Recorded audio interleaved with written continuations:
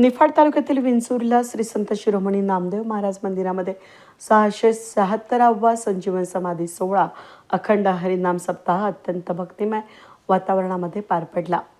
3 ते 10 ऑगस्ट दरम्यान आयोजित या सोहळ्यामध्ये अखंड वीणावादन, महिलांचं भजन, हरिपाठ आणि कीर्तनाचे विविध कार्यक्रम संपन्न झाले.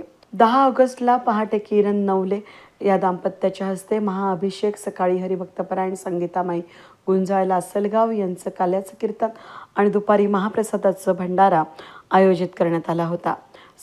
सायंकाळी संत नामदेव महाराजांच्या पालखीची भव्य दिंडी काढण्यात आली. हरिभक्तपरायण सुवर्णाताई जमदाडे यांच्या ज्ञानराज वारकरी संस्थेच्या 60 मुलांसह शिंपी समाज, वारकरी, ग्रामस्थ मोठ्या संख्येनं सहभागी झाले होते.